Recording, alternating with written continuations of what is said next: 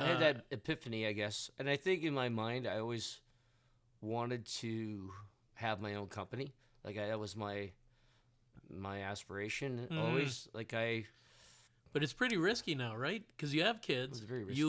You have a financial obligations. Right. And I was going through a divorce. Those bad timing. Because any normal person would say, "Oh, I'm going to start a company now." Yeah, this was not the timing for sure. And the banks wouldn't touch me. I couldn't even get a corporate credit card. We didn't have a line of credit. It was. So how'd you do it?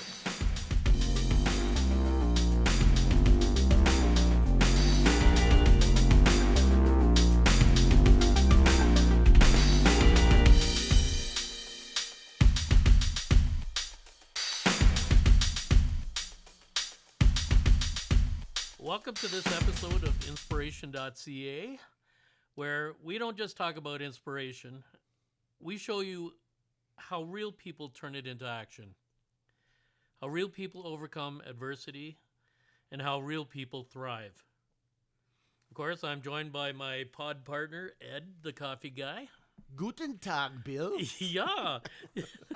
I don't even know if that's the right thing. I think that's good. That works. It's a different one every time. He's going to have to learn new languages, though. He's gone to German, so that's good. I'm Bill Waters, the founder guy.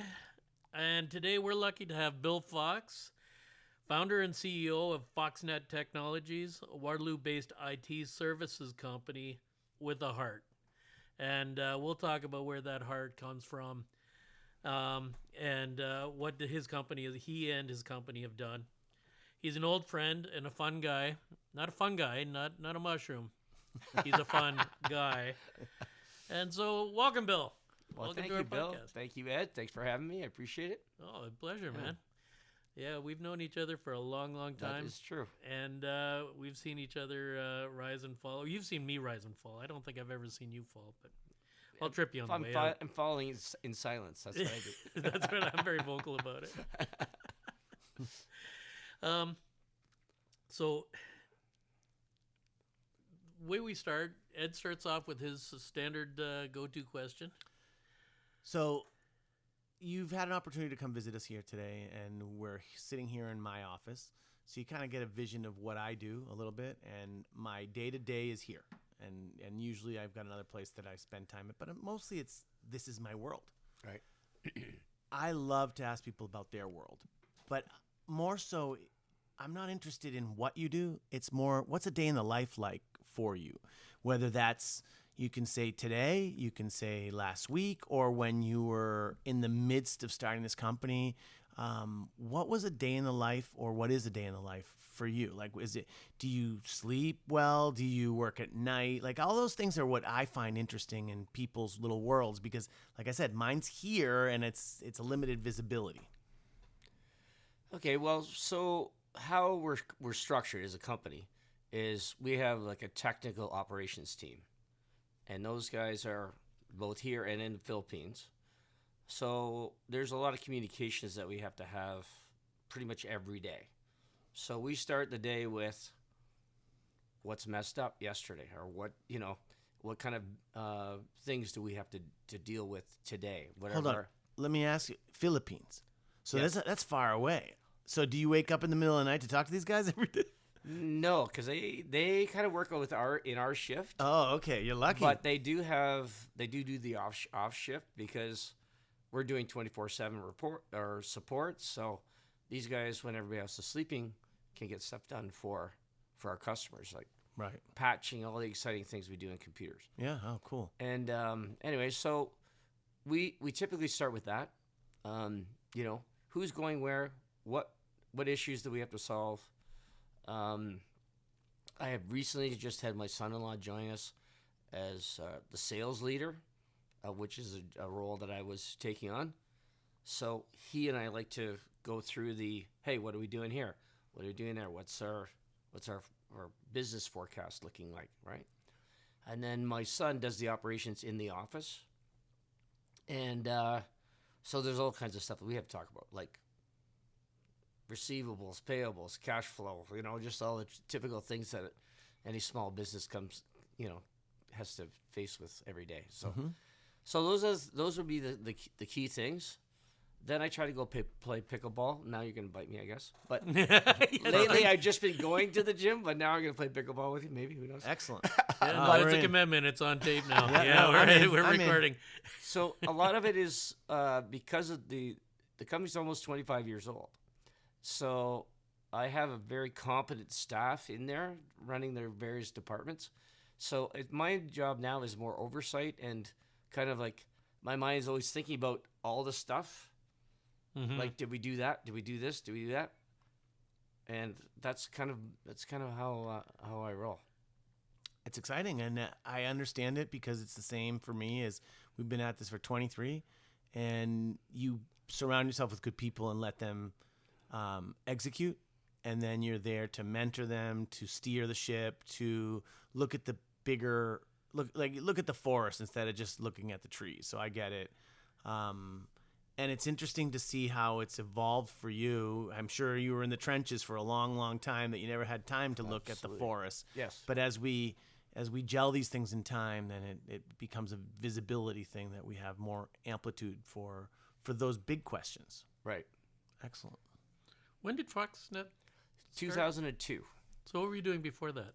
So where I started in this industry, I worked for Hewlett Packard for a number of years, and then I worked for Oracle for a number of years, and then I did a startup for a French software company, which was a business intelligence software called Business Objects. I don't know if you'd ever heard of that, but No. they actually got bought out by SAP at one point in time. Oh. And then I went into a partnership with a guy in Mississauga, started an office here can't hit the table, here in Waterloo. We sold that company to TELUS in 2000. And then after the sort of 1 year you have to stay, I started Foxnet. So let's go back. Like you were with Oracle and then Hewlett Packard. Were you headhunted? Did you just not? They're big companies, so you're going from big companies, and it sounds like you're going progressively out on your own. Yes. So I was getting to the point that actually at Oracle, I had a pretty good job. I actually was working for the president of Oracle Canada. I had a career there if I wanted to. But I was on you're traveling a lot in those days. And I think when I did the startup, I had like younger kids. Yeah. And I remember being in Calgary on a business trip, and I was coaching the T-ball team. I wasn't there for the championship game. They won. They were celebrating back at the house. And I'm sitting in the hotel in Calgary going, I don't want to be on the road anymore. I had to say, I didn't have kids yet, but when I was with the Royal Bank, I'd been there 3 years and probably 5 different branches. I kept being moved around, and I kept seeing, and I kept seeing the kids of my bosses, and they were really not in good places. Right. And I thought, if I were ever to have a family, I don't want to have to deal with this. Right. I come from an Air Force family, so I didn't have roots as a kid. I didn't even have the T-ball. Right. I did not want this if I were ever to have kids. So I see that is a we talk about inspiration, and the reason I bring it up is we're all trying to find out what makes us see the turning point. What makes us say, okay, I'm not going to take this anymore. Right. And so you went. You had this.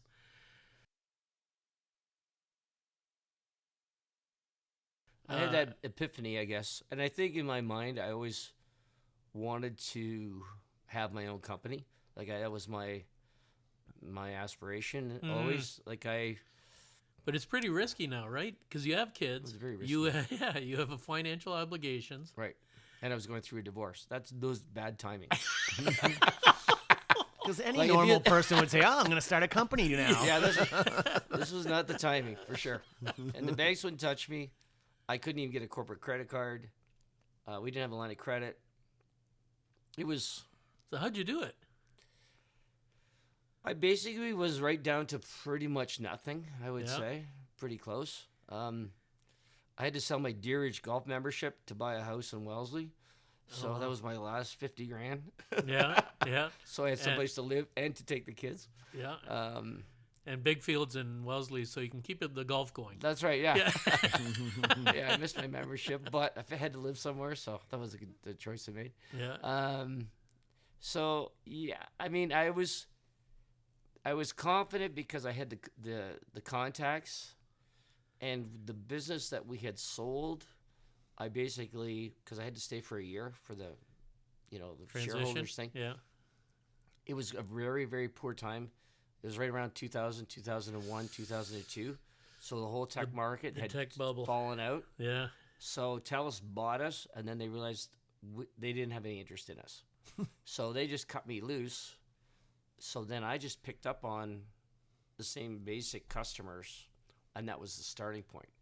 And I had all the partnerships with the manufacturers like HP and the distributors. Right. So I went to the distributor and said, hey, I don't have any money, but I think I could sell to these fairly large companies. Would you give me, a line of credit they're basically the bank at that stage. Mhm. And then HP gave us the lines because I had a technical guy so that we could, fulfill the technical side of it. So that's Wow. how that started. And But- was that your partner at the time, or No, that was on my own now. That was on your own? Yeah. who was the technical guy? His name is Jim Griffiths. He's And he was he was freelancing, or I had hired him at the other company, him and the operations person, and when I was leaving TELUS, I said, I'm going to start a new company. Do you want to come? yeah. And they both came. Huh. Nice. And I had hired them at the company that we had previously just sold. yeah. So, and then And why did they leave? Because they liked working with you, and they didn't like. well, when you go from a was that? small company and then work for TELUS, Yeah. like a lot of corporate, Big It's a brother different stuff, mentality. yeah. yeah, and reporting and, Oh, I know. I came from NCR, There you go. and I started a coffee company. So Yeah. So the reporting and all the, and as soon as TELUS bought us, the guy that I was reporting to says, I don't think you'll just stay here for the year. I'm pretty sure. I said, yeah. Yeah. So he knew I wasn't going to be a corporate guy there. And the two of them they didn't want to be part of that either. Mhm. They were like, they saw yeah, they didn't want to drink the Kool-Aid. no. Yeah, So we all I went get it. together. Nice. Right. But they basically shut the office off. So they didn't really have any.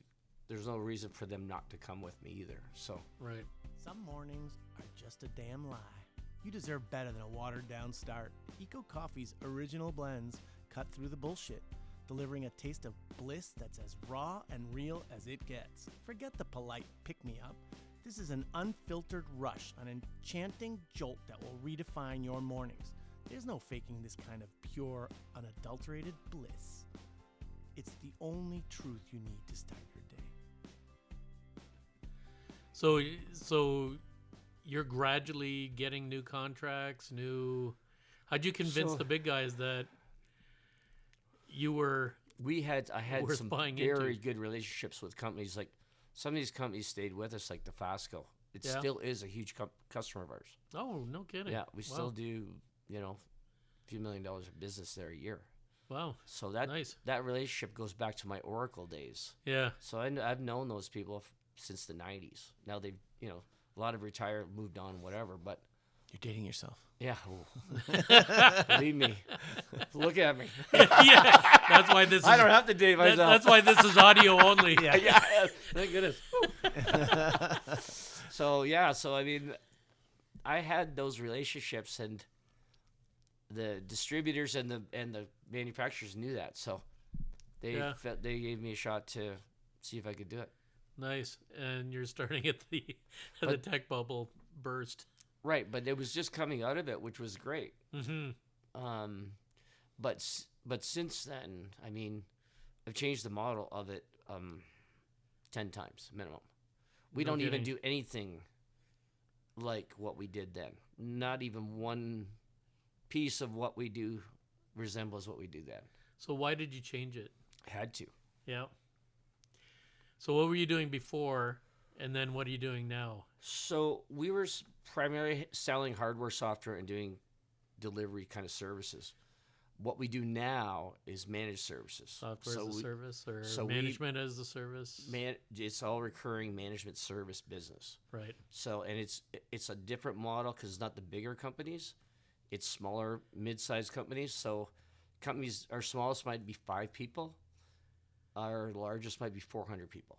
Right. But we're their IT staff. Right. So they don't have to pay an in-house. Right. They don't have to. Sometimes it's a hybrid. Sometimes they have their own IT guys. But the value here is that you're working on a whole bunch of different businesses. Yes. So you're seeing it's not one business getting the one problem that they didn't see before. They have you who has seen this problem many times and is now able to solve it quickly. We are pretty much across almost every industry. Yeah. So, but it's all the same kinds of issues, mm-hmm. and a lot of it's cybersecurity. Right. And a lot of people are just quite frankly scared about being hacked and being mm-hmm. ransomed and stuff. And so, for us, that's where, like when I walked into a company that says they manufacture something or whatever it is they do, our business is just IT. That's what our business is.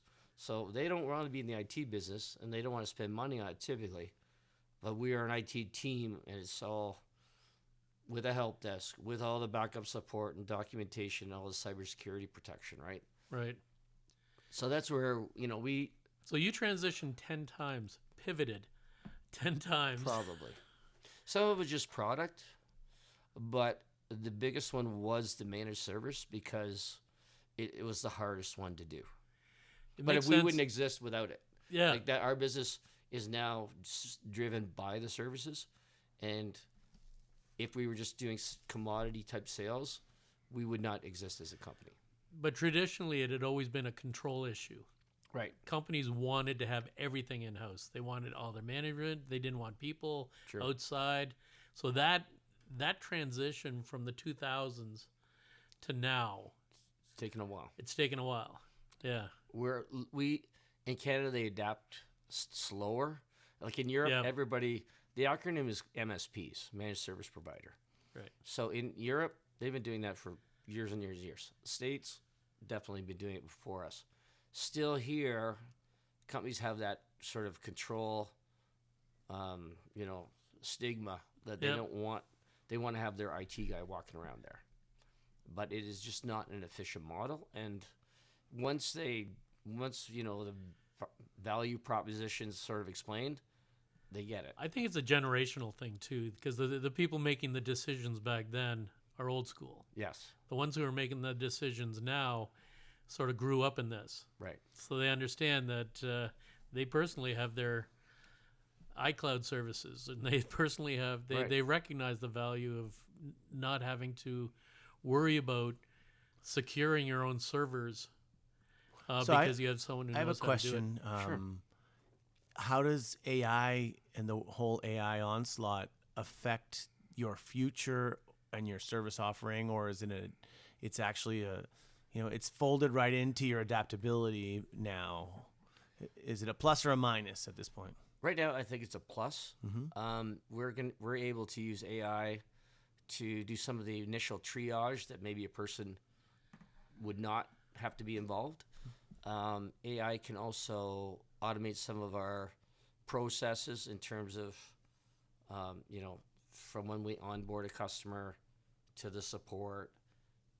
There's a lot more documentation too that can help, and I think for now there's always going to be there's got to be some human intervention in it. I don't know if AI can take the whole market from us, but it augments what we're doing. And I mean, we had 25 people at one time, and now we have like 15.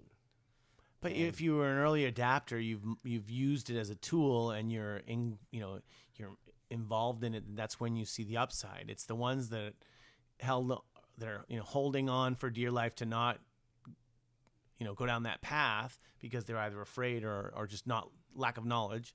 that they'll be the ones more affected. But by then you'll have it as, like you said, there's parts of it that you need humans to be involved because, it's not perfect and it's not always right. No. So there has to be checks and balances, and humans need to interface. As long as you know where and when, and you can throttle through that, then it'll be a plus for you for sure.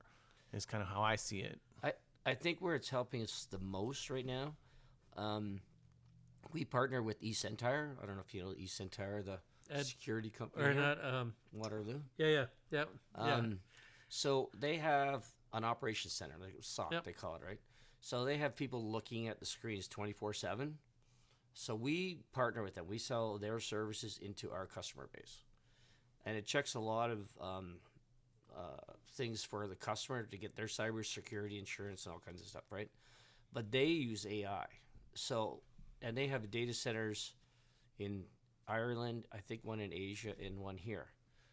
So when there's threats or sort of like, bad guys trying to get in, that goes into their database and their AI database, if you will, so that it'll pick up on that kind of threat, even if it happened halfway around the world.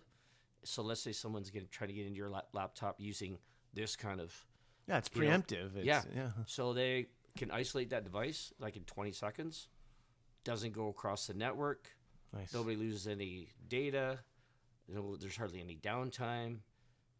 So AI is very, very effective in the cybersecurity world, and eCentire is one of the best in the world. I don't even think I remember them as a startup, and I'm friends with Eldon. Oh, are you? Okay, Yeah. great.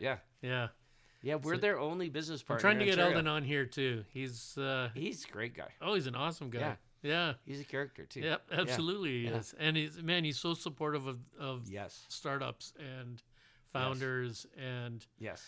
yeah, he's this industry. It's hard to find, and I mentioned this at the beginning.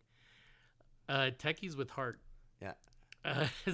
And so guys like him, Jesse Rogers, we had one of the earlier podcasts. Okay. He's got a founders club, and we're all part of that. Okay, great. Um, Well, Eldon would be much more interesting than me, but I don't know. I have all the respect in the world for Eldon. He's Yeah. amazing. Yeah, and he and Ed started eCentire Yes. in the early days, and that was not any easy going. They have an excellent company. Yep, yeah, and it's because of those guys. It's because of Eldon for sure. I bring up that heart thing again.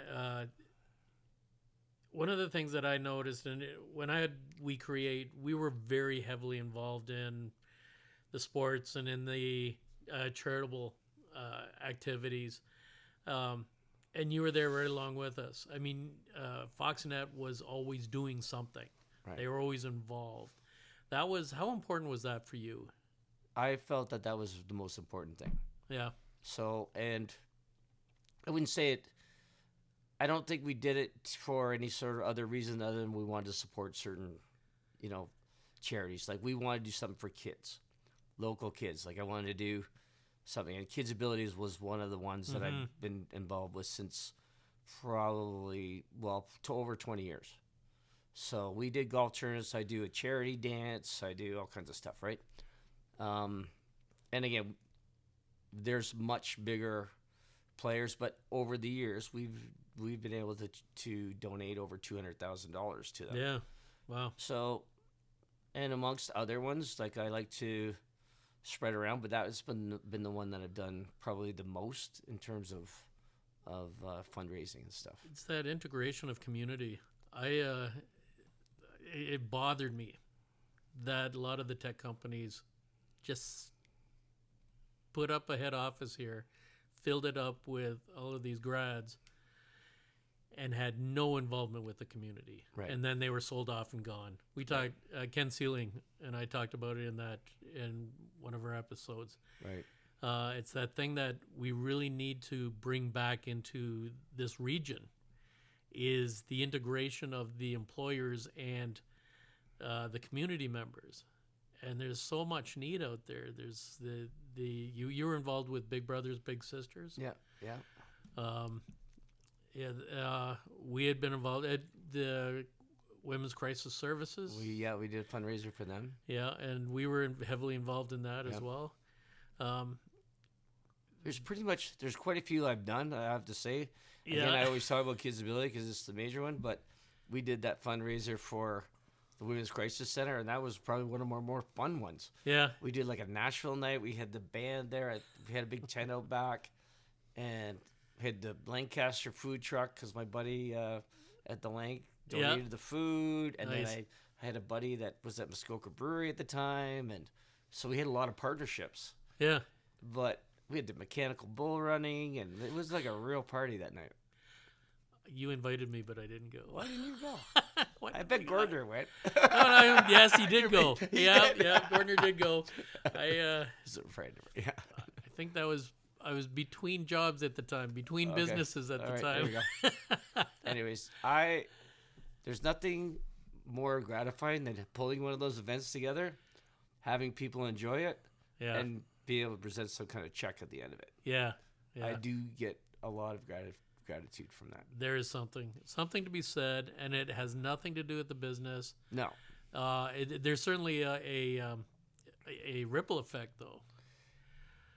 I mean, it is, and I think, for me, I want to make sure that we have a reputation in town of giving back. Mm-hmm. That's important to me, whether it comes back in that kind of scenario. But I know lots of times when we're talking to, say, a company that we don't know anything about, and they say, "Oh, I've heard of you guys. You've done such and such." So it does have some good ramifications for sure. There's I used to do a lot of musical stuff, and Hefner Toyota used to be a very big. Right.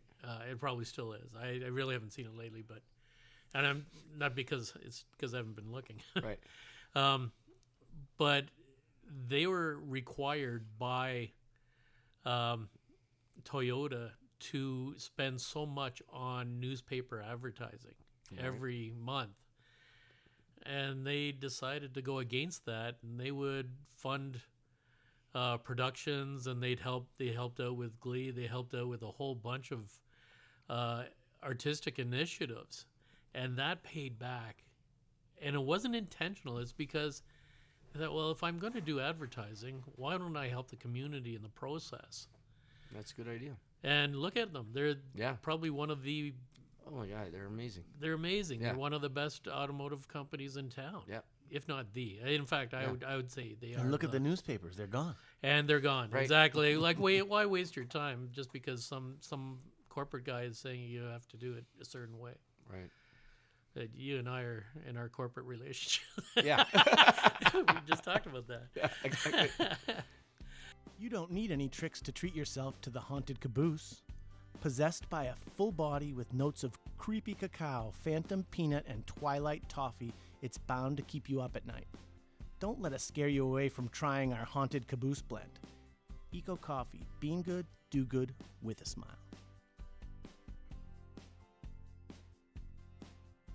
So, where do you see the future for Foxnet? And I mean, obviously you've pivoted 10 times, and Right. Well, okay, so now my two sons and my son-in-law are there. Yeah. So we actually have two companies. We have one company that does fiber and like cameras, security, key fobs for buildings, all the data center wiring, and connecting fiber. He's done a lot of jobs with fiber. We just did a big job at Osler connecting the snowmaking machines through fiber to the actual machines. really? Yeah, and it reduced their. They used to have to start a snowmaking machine. It'd take them 6 hours to start making snow, and now they can do it in 6 minutes. Oh wow! And he had to go, and it's very, very like fine work. You have to have these special tools, and it's. I don't know how he does it. I could never do it, but he has. We're doing more and more fiber type connectivity Nice. for companies. Yeah, there was So, anyways, when they were in putting the answer to your fiber question- lines between. Was it down in Mexico? Underwire, they have special connectors, and Right. and engineers that have to get those little intricate fibers That's what he does. connected.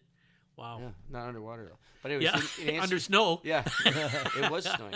But in answer to your question, so with the three of them there, I would like to see some kind of succession and see, maybe oversight it and then kind of move out eventually, and they To take pasture? it over. Out to the pasture, which I'm from a farm, so I mean, there you Yeah, go. there you go. Yeah, you spent time in Wellesley. There you go. But yeah, that's my plan is, and then we're having that kind of discussion that, That's a hard one. It is. It's a very hard one because you've been Well, busy your they whole had life. no idea. Wait till they hear this. Yeah, that's right. Yeah. Dad, you're doing what? yeah, they probably won't listen. No. Yeah, that's right. I'll tell them. Well, the Gordner's doing that too. Yes. Well, that's what him and I had lunch. We talked about it. Oh, How did you okay. do the succession thing? Yeah, You know, succession because- is a challenge. Not Well, only because they have no money. technically. They have no money as kids, and you have to ensure that you get value for it Right. to keep you alive Right. for another 30 years. Right. Oh boy. Who knows? You know, I am turning 67. I don't know if I can make it that far. 97. I bumped into. Well, the way you live, maybe not. But No.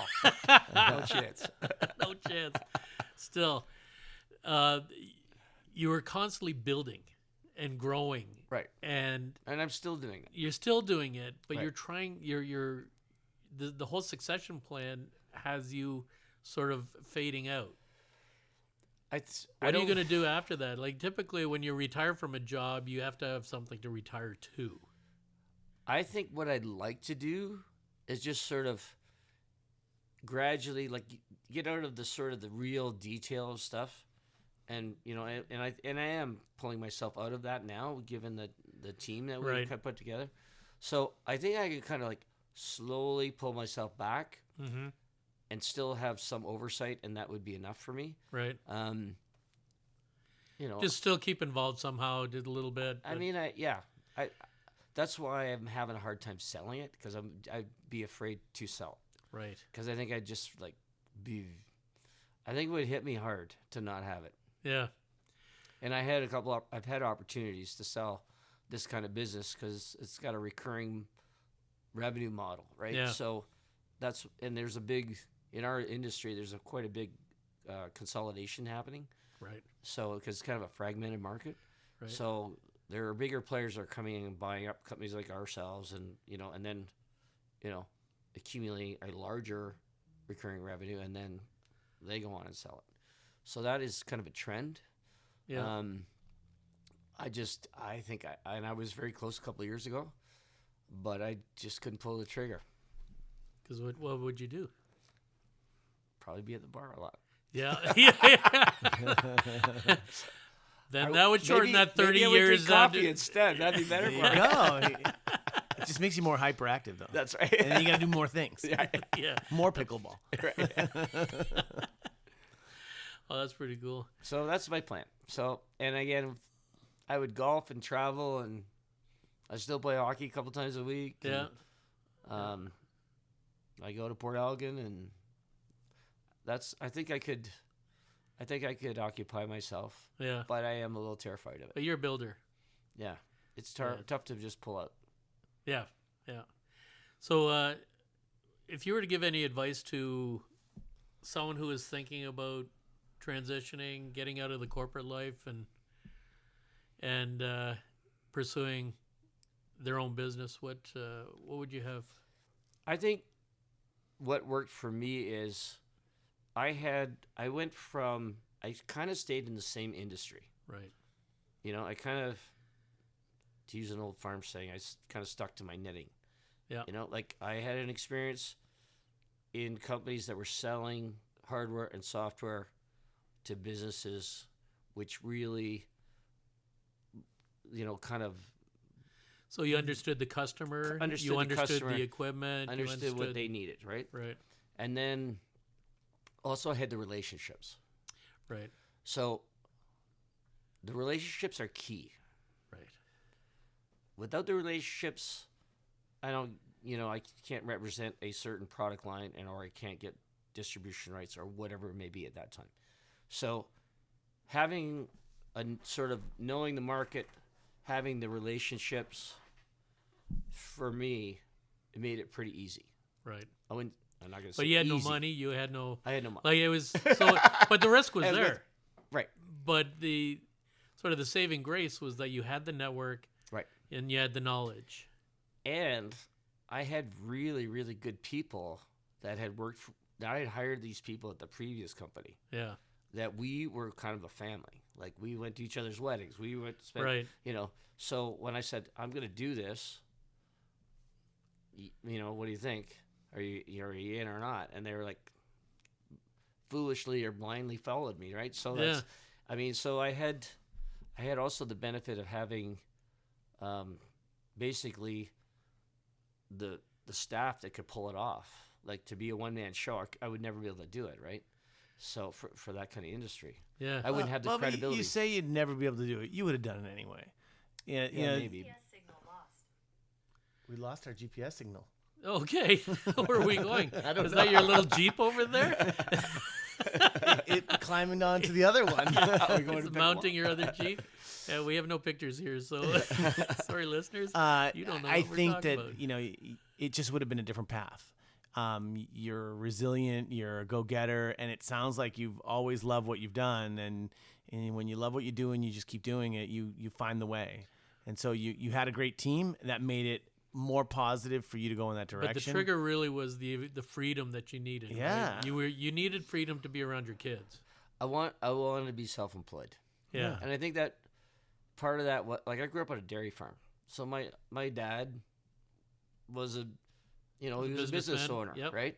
And nobody was working for the man. I was working for him. He was the man. Yeah. But, yes. for me, it was now your always boys are working for the man. Now they're working for the man. Yeah. I'm not as hard as he was though. But I wanted to have my own business. That was whether it was going to be this or something else. I think that was my goal as a kid. Even. It's funny because I never wanted to have my own business. I just knew I didn't like to work for anybody else. So that's it. So it wasn't like I wanted my business, but I just knew that the corporate world was not for me. I couldn't just accept, that things were the way they were because that's the way it's always been, or because so-and-so said so. And but so-and-so's wrong. And then that didn't fly, and the corporate world didn't like naysayers. So I didn't, I was with a big company when I started my business too. And so the change was an inspiration to be able to start to make your own decisions and forge your own path in whatever direction that is. It's the empowerment, right? It's empowerment. And it's also, you have to be resilient. And Right. I failed for a long time. So it took me a lot longer than most to come out the other side. But I never feared it. I never saw it as a negative. I just thought, well, I just have to keep going a little further until finally you get to that point. In some businesses, it goes fast, some it goes slow.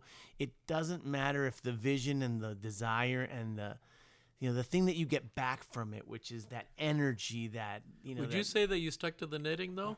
Like when you went No. from NCR No, to no, coffee, no. I did there's not. no knitting there. No, I went back to what I knew though, because I grew up in the restaurant business. Okay. So as a kid, that's where I was in food service, and so Right. I'm sort of a derivative of that now. But I understood service, and I understood,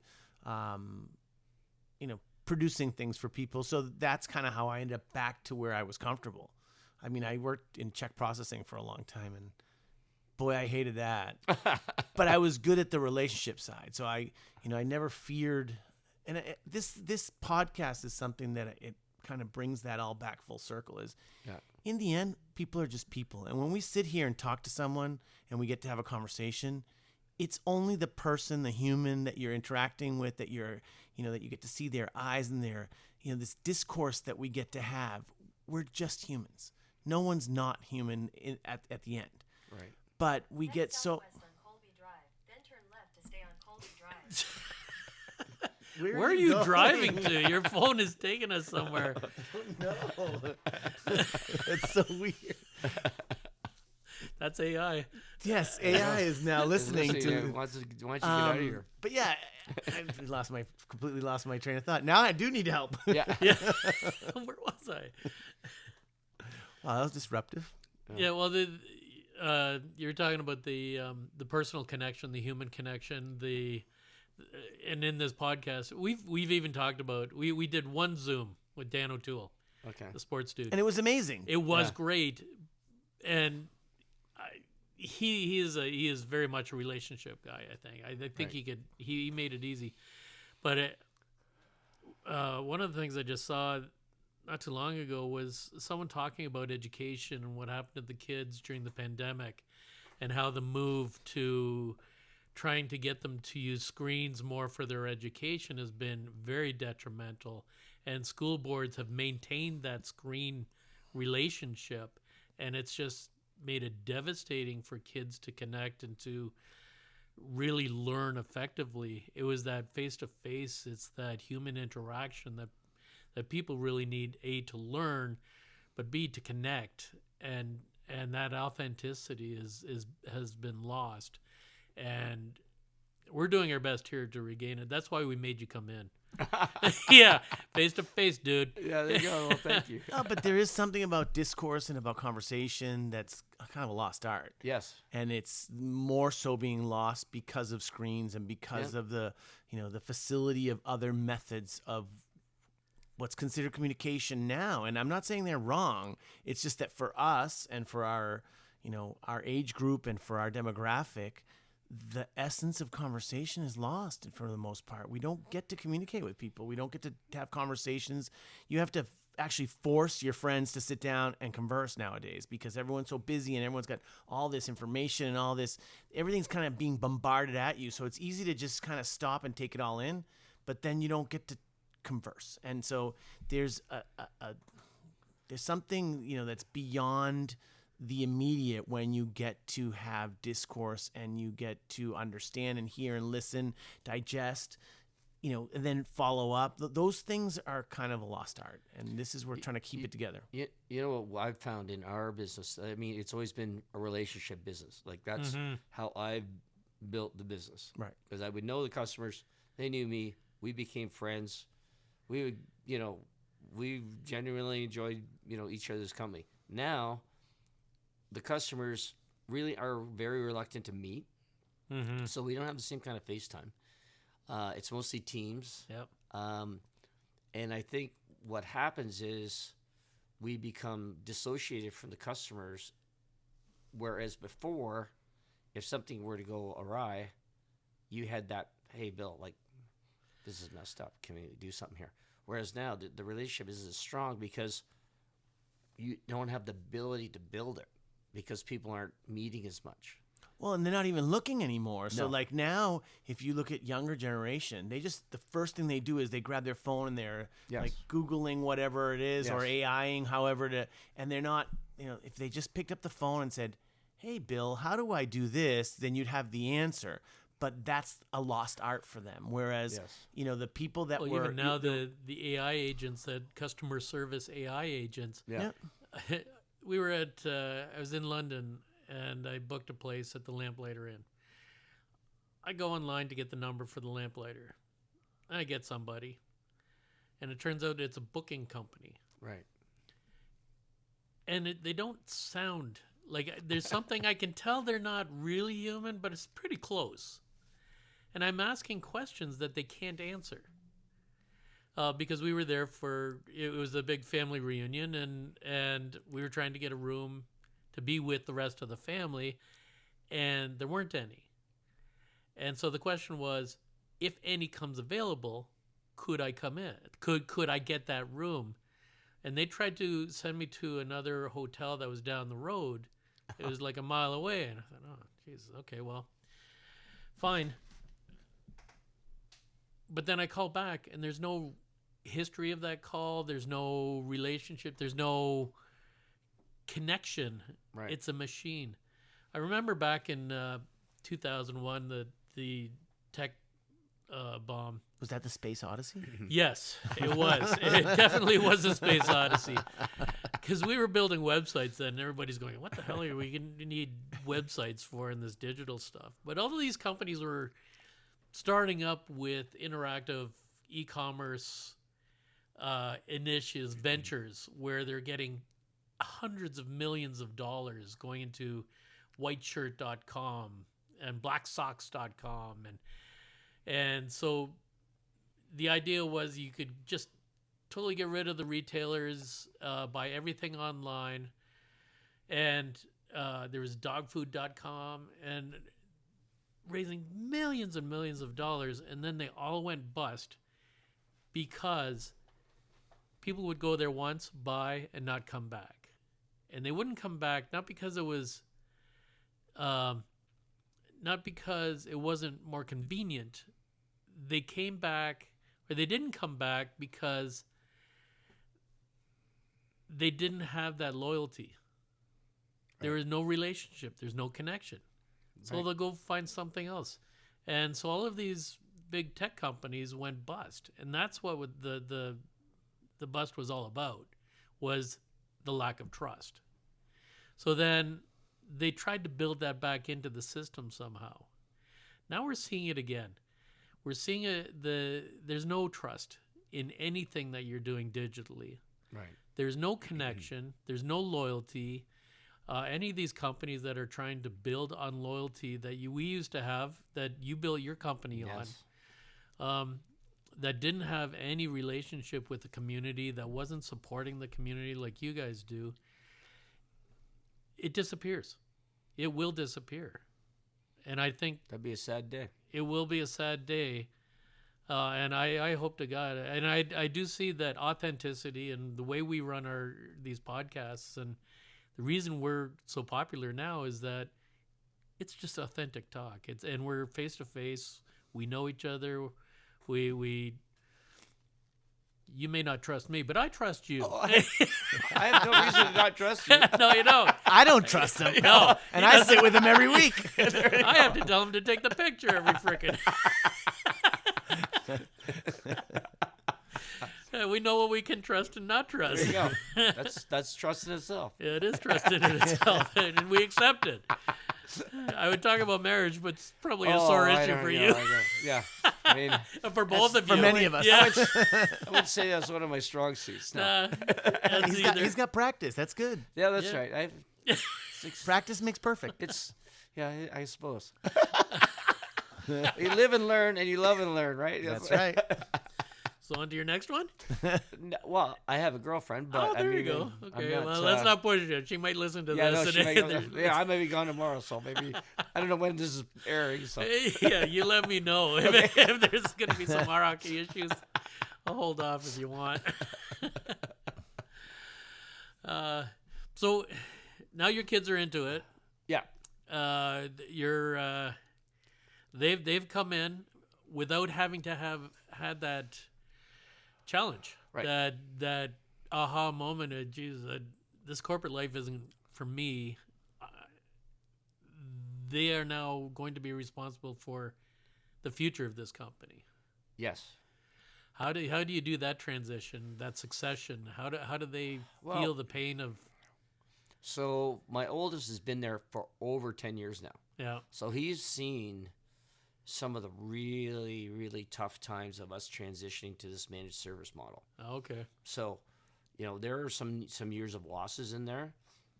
And everybody said this is going to be really, really tough to do. I went, oh, we'll do it. Well, it was tough. They were Yeah. right. I was wrong. But so he's been able to kind of live through the transition of it. So he really, really understands the ins and outs of the company. yeah, So Luke just joined. He's in the sales kind of capacity. He hasn't really, he's just getting his feet wet. And Jamie kind of works on his own. So Rob is kind of the linchpin who has seen the ups and downs of, we get contracts, then we lose contracts. It's because you're providing services, things go wrong. yeah, Not always your fault, but that's where the fault normally arrives, right? So yeah. we've had our moments of challenges together, which I think is great for him. Mm-hmm. And I think there are times he looks at me like, "Oh boy," and I meant, "We'll be fine. Don't worry." The voice of reason. Yeah. Yeah. Meanwhile, You're grabbing going. my pants. You're grabbing your pants. Exactly. But you do it with a good, Yeah. with a smile on. I'm so- like, "Yeah, we're fine. We're fine. We'll figure something out." Yeah. Well, But it sounds also like they have their moments that all three of them are not just taking it over. They're kind of building their thing within the thing that you built. They are. So therefore, they do have that challenge, and it's not the same aha moment, but they will all go through that growth, character building growth that happens when you're trying to develop your own thing.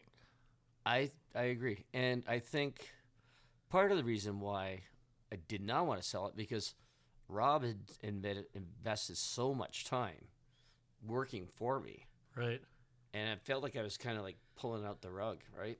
Yes. And yeah. and then even with Jamie's company, like we were doing, we're subcontracting stuff. There's a certain amount of guilt, I would say, to like, okay, these guys have been working for me, and I'm just going to sell and walk off. Yeah, and right? then what are they going to do? Right. Yeah. Because normally, if a company comes in, it's like a Yep. company buys you, A year. it's never the same. You're a number. Well, Right. that and you've got a year to Right. to prove your worth, and they can Right. just dump you and Yeah. adios, and then they have to. Yeah. They have their own people. They have their own people. Now, in this case, they're looking for a footprint. So, because they are, like, this is a company from Toronto, they want to have an office here. Yeah. So, they're not going to replace the people here because this is the intention of it, right? Right. So, that's what I kept, saying and trying to believe. But meanwhile, I thought, oh, man, this is going to change things. And It's gonna turn to a corporate yeah, atmosphere. yes, it would. Something that they didn't like being in Right. or wouldn't like being in. Yeah. Just So- tell them not to piss you off, though. Yeah. yeah, I'll sell Keep the you guys, company. you guys, You're you fine. now that they know, just don't make me angry because I can always do this and walk away. I have to say I am very fortunate because I have a very good relationship with all of them. That's Yeah, amazing. yeah, you do. So yeah, we get along, Well, that says a lot about you because And- that's not an easy thing to maintain. and them. I mean, it goes both ways, but we get along, That's great. and so otherwise, yeah, absolutely, this would it be becomes gone. a risk itself too, though. it- I mean, as Oh yeah, like if you're bringing your kids into your business, yeah, they're at the mercy of your decisions. right, And if the company goes under, they have nothing. right, I've had this happen to a friend of mine, right, a really good friend of mine, and he didn't go to school. Like he went straight out of high school, worked for his dad. Pretty well was his grunt. Did everything for him, right. and then the company went under. And that's 15 years, 20 years later. Now he's got to find a new life This in his stuff. 40s. Right. And how does he do that? And what does he do? And who is he? And everything was defined around what his father had defined. So this is why I think it would, because I've empowered these guys. Yeah. Like, I think, like, let's say I got hit by a bus today. They know how to run it, Yeah. and could run by itself. Yeah. I mean, I hope they would miss me a bit. But Can't they were say- the one driving the bus. Yeah, that's right. So- That's why I always so look they both didn't ways. miss you. Was that a party bus? Yeah, that's right. Yeah, so that's why I'm careful. But but I do believe that they could do it, and I think that I've given them enough experience that they can, Mm-hmm. they can Yeah. run it. Yeah, that whole ideology of being a parent in a business, you've had it. Like you're a great demonstration or representation of the best way to do it. I've seen way too many of these guys come in, and they're just everything's their way or the highway. Right. it's just not a relationship that is We're very conducive to collaborative. future. So good Well, for you. as- That's a as- great lesson, though. I mean, yeah, if anybody's for sure. That's the way it works. Yeah. Is that way, because if you weren't collaborative and if they weren't receptive and there wasn't a to and fro, then it wouldn't work, and No. and it would be always gone. right. They'd Right be now. gone, Yeah. or the thing would implode, and then when the bus does take you out, and then there's no direction and or there's three different directions, and it just rips it apart. That's a even more difficult challenge. And if it's not a real solid relationship, when they get married and the spouses Right. have some influence over what happens, Right. then it becomes a potential tear. I've seen that happen too. Yeah. It's just Well, and it's in a this- managed situation. Right? In this case, Luke's married to my daughter, so I mean, yeah, it's kind of you know what I mean. Like it's sort of a. Nobody can foresee what possible, problems could arise if I'm gone. right. But if I were to just take stock today, I would say they'd be fine. Right. Well, to me, that says congratulations. Then you did it. Yeah. You did it well, and you've done it right. And so I'd like to get paid out, honestly. Yeah. now you're getting into details. I have a But that's just me. I have a 15-year-old, and I'm close to your age. So wow. so it's there's a long road ahead for that decision to be made. And unless I can turn the coffee business into a soccer game, I'm not sure how that's gonna work. You're trying though. There you go. It's almost transitioning. You're Almost. you're We'll almost see. involved in the soccer as you Yeah. are in the coffee. Has he got a future in soccer? He could. It's a question of, does he know that? Right. He's got the skill set. He's a leader. He's in a good spot right now for Canada and for his age, but Excellent. he's 15, and so that's it's kind of do or die to really have a profession come out of it. It's tough. It's very tough, and I understand that. Like sport in general, Yeah. all sport is a tough game. He has skills, let's say it, but what I still don't know is, does he have? There's components of it that are pretty, and there's components that are not. And so in order to make it in sport, you also have to be cutthroat. You have to be able to step on all your peers to get above them. And he's a nice guy, and so maybe he doesnn't have that. And there's part of me that is glad, because it means he's a good human. right. So if skill, wins out, maybe there is something there for him. If he's got the skill, they'll find him. He does have skill, and Yeah. but he's also very young, and Yeah. and it's a tough game. 15's a tough age.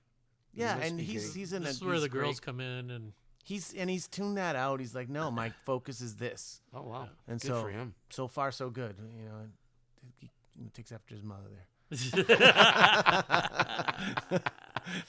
Because I was, but I came from, also separation and parents and living in different countries and whatnot. So, my mom worked hard, but she was never home. So I kind of grew up on the street with the peers around you, and those influences are, they're can be great. bad. They're great education. They're great, great lessons in life.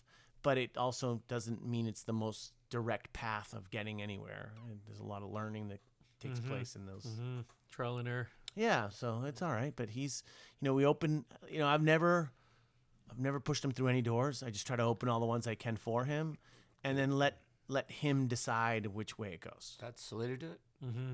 So it's You've fun. had your boys were in hockey. Oh yeah, I coached all You kinds of coached, teams. Yeah, I coached probably 50 teams. you coached my son for a year. I did. Yeah, I coached all kinds of all through, and then when they were going through high school to get their hours or whatever, we started coaching again. Me and Bobby Pearson, Yep. Yeah. and then we coached little guys because they were getting their high school hours, right? So my son, his son, my son. Then our other sons did the same thing. Yeah.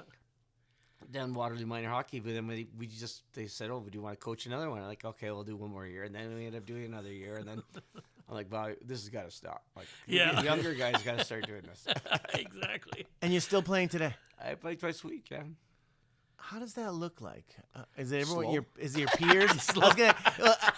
So And a lot of beer after. it's funny because in soccer there's this place that we trained at, and they have a league that now for older men, Yeah. and it's walking only. You're not allowed to run. Oh, really? So it's walking soccer. And I was like, oh my God, what's that look like? They're not allowed to run. That's a penalty. That's Like almost foul. Yeah, You it's can't almost run. like foosball with humans. Okay, we're slow, but you still got to skate. There's no way you can just. Yeah. Just glide. Yeah. With fans on your back. Yeah. I've got an uncle. He's 80. Is he 80 now? Any day now. He's still playing. That's 3 amazing. leagues. I'll play as long as my legs are fine. I can still skate well, so Yeah. I'll play as long as I can. Yeah. Oh, that's There's guys, amazing. 80-year-olds playing in goal, Wow, falling down and jumping up, and this goal's hard. it is. Seems not Frank, is it? I don't know. He's in Brantford, so Oh, okay. I don't know. Because there's this guy that's like 80, and he's like, Yeah. his name's Frank, and I'm like, it's amazing that he can still play goal because that's a tough getting up and down your hips and knees and I everything. can't get up and down now. He mostly stands up, this guy, but Yeah. Big pads. yeah. However, it's the camaraderie of the Yeah. the And it's a guys. mindset too, though. And But I've been playing with these guys for years. it's amazing. You know? It's that human connection again. Yeah, it's fun Yeah. for me. So anywho, we're coming to the end here. Okay, great. Well, I So, appreciate dude, see, I told you it didn't hurt. it. No. Yeah. So I was nervous though. I was like, "What am I going to say?" I don't know. Like, I Well, did. hopefully we made it easy for you. You did. And it's Thank you. It's a pleasure to meet you. It's a pleasure to hear your story. Hopefully others will take something from it, and they'll understand that there is a path for everybody, and we just have to find it and be resilient. Yeah. But that there is good outcome on the other side. And it sounds like in your case that the company's thriving, and you've got the next generation is all queued up, and soon you'll be able. You'll have all the freedom to just tell them what to do whenever you want to, and then go do the things that you want to do. That'd be awesome. The one thing I would add is like it's the courage of doing it, and I have to say there's a certain naivety that Yeah, you it need helps. because If you go could in talk knowing- yourself, you yeah. could talk yourself out of doing what Anything. I did, and if I'd known what I knew to the detail I did know afterwards, Right. I would have been too scared. So It's like You having have- kids, though, too. yes, you need If you some, knew how hard having a kid was, right. you might You not need do some it. blind courage in there, and Yeah. business plan's very good, but don't let the business plan scare Dictate. you off. If I could, And if I be could- willing to change it yeah, on the you fly. have, well, especially in our field. But Yeah. Well, that's great advice. Okay. Thanks, Bill. I appreciate it. thanks, Bill. Good Thanks, friend. Ed. Appreciate Thank it. you. Yes. Ed, cheers. Adios, amigo. Adios. I thought you were going to stick with the German theme. I don't know how to say goodbye in German. Okay, well, figure it out. We'll Farfig Nugen? Perfect. Gesundheit. See you guys. Bye now. Thank you. You know that feeling when a track just hits? That's Eco Coffee's signature blend espresso. It's been the undisputed leader of our espresso bar since the jump, and we're not changing the set list. Why mess with perfection? This isn't some fleeting B-side, it's a chart-topping shot that's bright, balanced, and sweet with a crema so smooth it's practically a baseline. No remixes needed.